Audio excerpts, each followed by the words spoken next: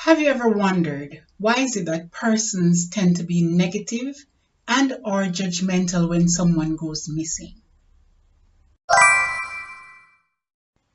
Hey extraordinary people, I'm Nadine of NMC's World. On this channel, I feature topics centered around lifestyle, creativity, reflections, and melodies. If you're new here, please hit the red subscription button, turn on the post notification. That way, each time I post a video, you'll be the first to be notified. I post videos twice per week just for you. Welcome. In today's video, I will be highlighting the case of Khanice Jackson from Portmore, Jamaica. Before I get into today's video, I just want to take this time to extend my sincerest condolences to her family members, her co-workers, and friends. Let's get into the video. To be honest, I was a little bit disheartened at some of the comments that I saw when I learned of this young lady, 20-year-old Khanice Jackson, who met her demise. I don't know what it is with us as a nation and as a people, why when someone has met into a difficult situation and met their demise, that we are the first persons to be saying something negative, be thinking all the wrong things. I basically want today to highlight what we can do when situations like this arise. So even though my discussion point is coming off that particular case, I want to highlight what it is that we can do when situations like this arrive. Let us stop trying to go viral with persons' lives, the family members who are left behind grieving. I sat and I watched different video clips, and I really had no intention of speaking on the subject. However, yesterday I went on Instagram and I saw a Gleaner video article that showcased Khanice's boyfriend, her mom was there, and a few of her neighbors, right? So they were speaking of the kind of person Khanice was. Her boyfriend, who they have known each other or had known each other for 4 years, spoke of her and he termed her as an angel. He said there are so many things that they went through and he could say so much more, but it is so disheartening that in such a horrible circumstance that persons have chosen to be negative. And I personally felt good on the inside to hear it from a different perspective, right? One of her neighbors highlighted the fact that she was a very quiet and humble person, very reserved. He mentioned that Khanice's mom was really a very humble individual, and to top it off, Candice was way more reserved than her mom. He also said that sometimes you don't know when Khanice was home, right? Because she goes out to work and she comes back home. So more or less, he was saying that she is a homebody. The thing that broke me down and tugged at my heartstring was the fact that this young man, her boyfriend, was so very broken over the whole situation.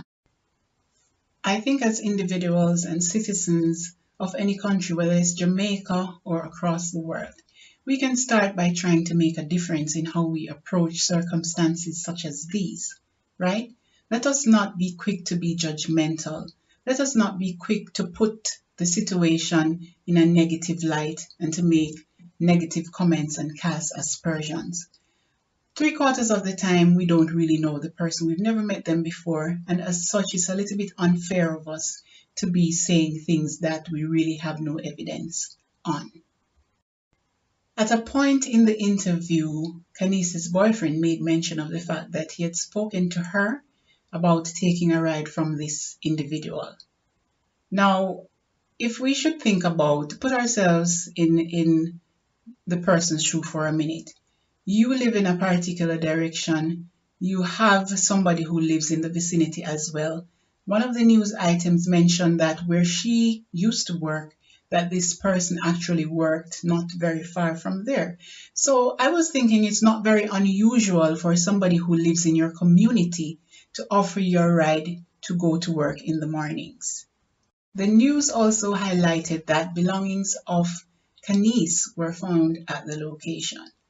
But why are we so quick to say, oh, it was her man and that's why things were found at the location?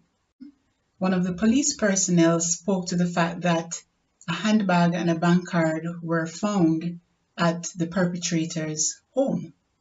Overall, I have to say that this is a very sad situation. It's a very horrible situation. No one should have to meet such a demise. No one should have to die in such a gruesome way.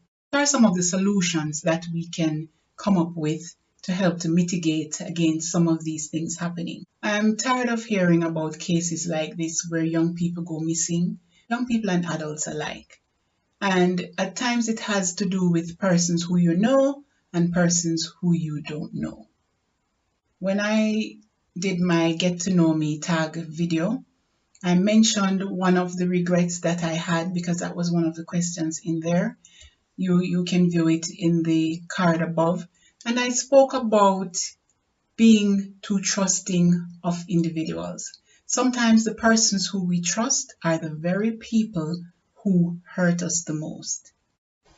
I believe that in some instances there may be telltale and obvious signs and signals that will point in the direction that something uncomfortable is happening. If you find that you're in a situation that is uncomfortable, it doesn't have to be in a relationship setting. It can be a situation between your friends and co-workers. The moment you feel uncomfortable, seek help, talk to somebody about it, right? Not in every instance it's the best idea to say it to the person, but there has to be one person on the face of the earth that you can trust to say, listen, I don't like what is happening. The situation doesn't seem very normal to me. What do you think? What do you suggest? Right? Based on what the news item highlighted in Khanice's case, the perpetrator said that he had forgotten something at the house and he was going to go pick it up. This beautiful young lady ended up losing her life. That is something that cannot keep happening. From a personal standpoint, I know for a fact that you don't have to do anything to be caught up in a situation like this. Sometimes your level of socializing is another person's level of intimacy. I'm going to repeat that. Sometimes your level of socializing is another person's level of intimacy, meaning you're basically having a conversation with somebody, and it might be that the person has never had anybody who spoke to them in such a way, and they have feelings and they haven't really expressed or have expressed them to you. It can be the fact that you know somebody, you know that they're from your area, they say something to you, doesn't necessarily have to be something suggestive, and you may turn them down in a nice way, laugh and do all of that. But not everybody who is unstable up here and in here wear dirty clothes, if you get what I'm saying. Maybe feeling that you don't have a strong support system. Not everybody is blessed with a strong support system or family members who they can talk to. However, if you don't speak up and speak out, you will never know the kind of support that is out there that you can get, right? So don't sit around and keep everything bottled up inside. And when I'm speaking to young people, I can also leave a message for us as adults, because none of us are immune to these circumstances and or situations.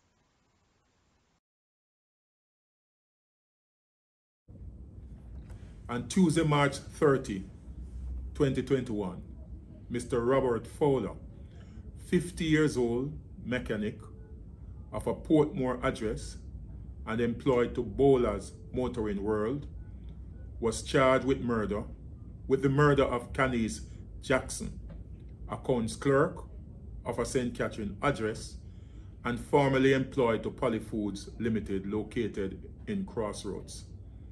The circumstances which led to the arrest and charge of Robert Fowler is that on Wednesday, the 4th of March 2021, Miss Khanice Jackson, aged 20 years old, left her residence in Portmore, St. Catherine, at 7 a.m. for work. She did not return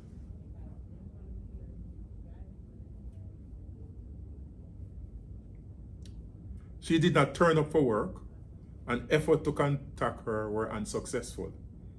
A report was made to the police, that's the K&ller police, at 8 p.m. that same day. As a result of the report, investigation into a missing person commenced and the appropriate protocol were established.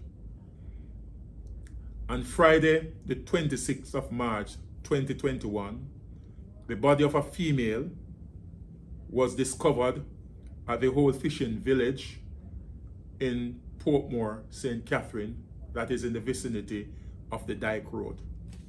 The body was later identified as Khanice Jackson, who was reported missing.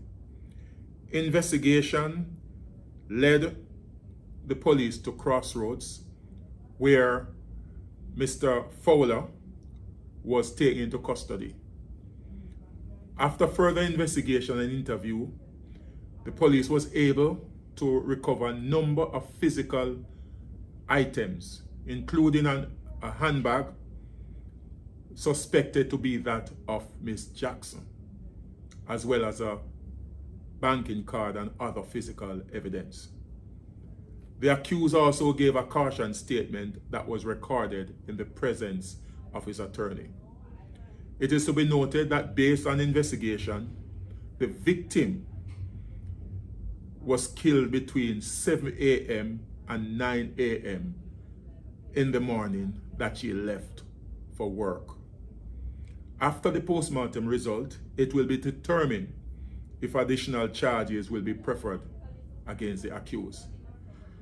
I want to point out at this time that during the investigation, the accused actually took the officers to a number of locations, including a location somewhere in Portmore, where he indicated that he tried to dispose of the body of the victim, but for some reason, he actually removed it from that location and took the body to the location where she was discovered.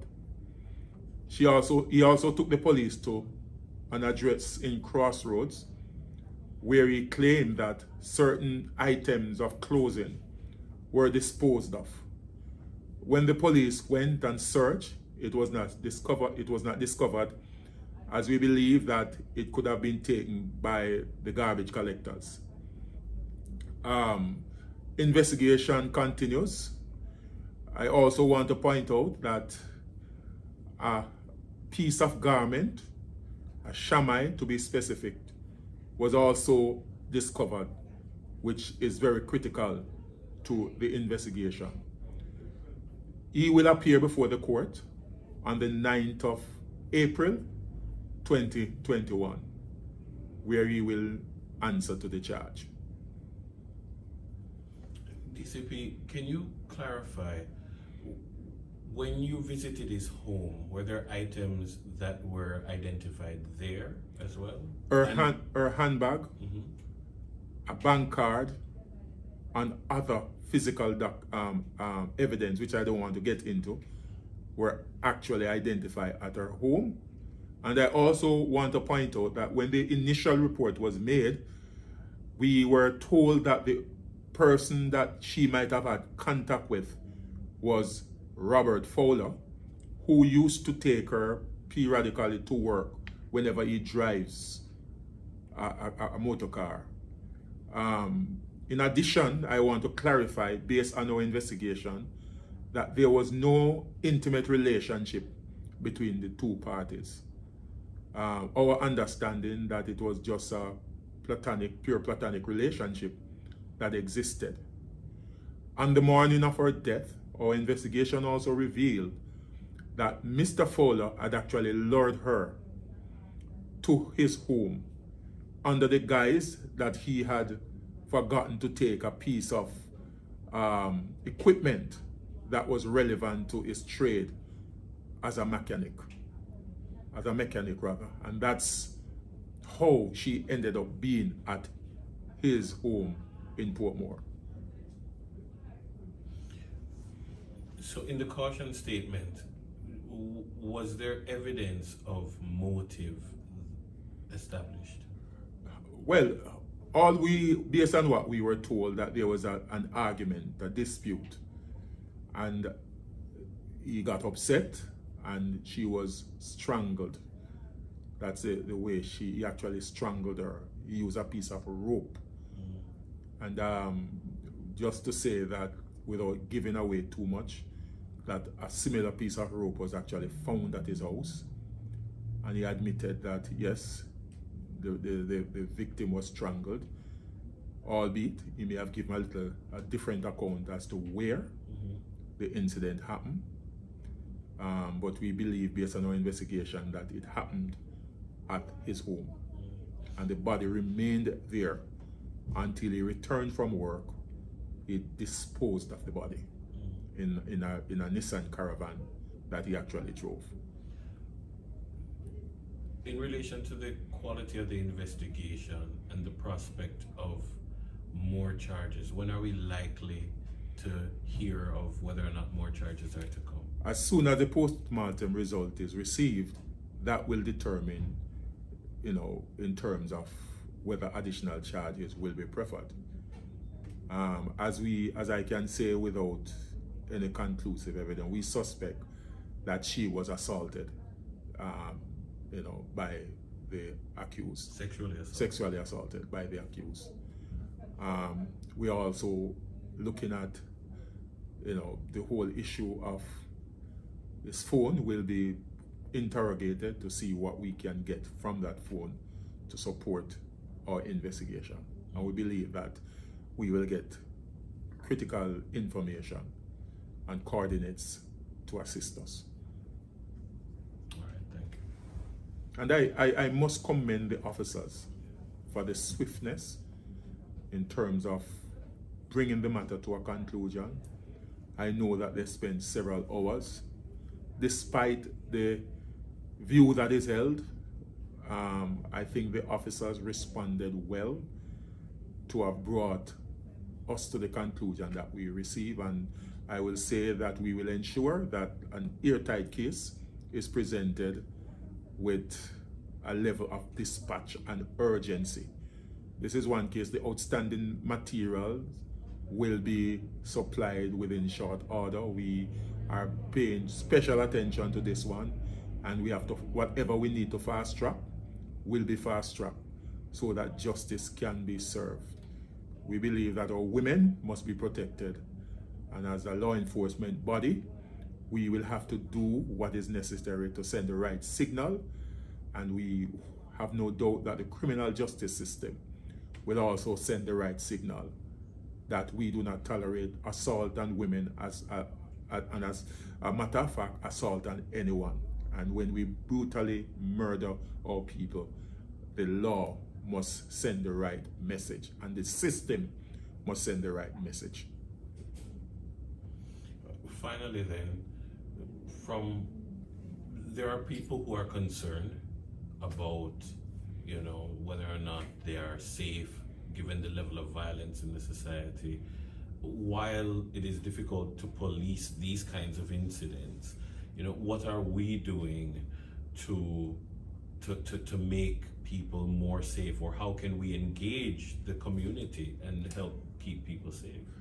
I commonly say that violence and crime in generally is not really a police problem, it's a societal problem.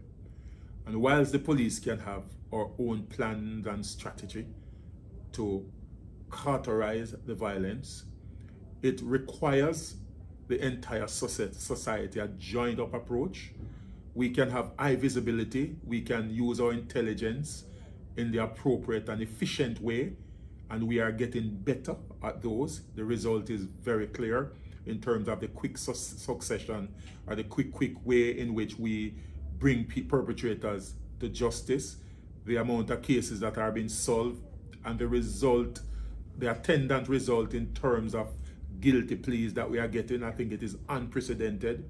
And for us to get that level of guilty plea, it is suggesting that the quality of investigation has improved, which actually puts the accused in a position that they have no option but to seek the mercy of the courts. And so we can do that. We can do all that we can, but until society recognize that violence has become a culture, and we have to put measure in terms of looking at the way we bring up our children. That is very critical in terms of our way forward, the way we focus on our boys.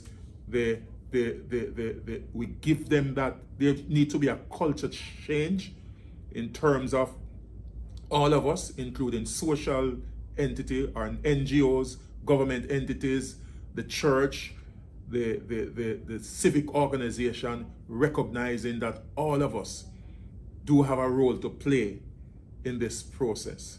We need also to culture our men for them to understand that women are not their property, and we do not have a claim of right to a woman, and we need to desist from believing that. And I think also it's going to be a process of education, and we have to start the conversation. We can't police our way out of this. I believe we have to have that join up approach to treat with this issue of violence. And violence is not about violence against women. It's a violence about against everyone, including children, including our young men. When we look at the data is suggesting that between 2011 and 2020, we have had an average of, I think, 156 women being killed annually, the highest being 160, which was in 2017, and the lowest was, I think, 100 in 2014. When we look at the same data for men, we have an average of over 1,200 annually, the highest being 1,400 plus, and that was 2017. For 2020, we had 1,000, just over 1,200. So we have a culture, and if we drill down into the data, we will see also violence against young people, and that is something that we are looking at as well. So the point I'm trying to raise is that violence is a problem. It's against everybody, female, women, and it's too high. We need to change that culture of violence. We are looking, if we look at the data in terms of the interpersonal violence, the violence in relation to family, etc., that's very high. And we have to teach our people how to resolve issues without getting into violence. It's really a significant task. I said it before. We have to engage in a program that looks at the issue of values and attitude. How do we change that? How do we cause our men to be a little more, it's about valuing yourself. I think it boils down to self-value. What value do we put on ourselves as men? Because most of the perpetrators are in fact men. So until a man can get to that place where he values himself and values relationship, we are going to continue to see this level of violence.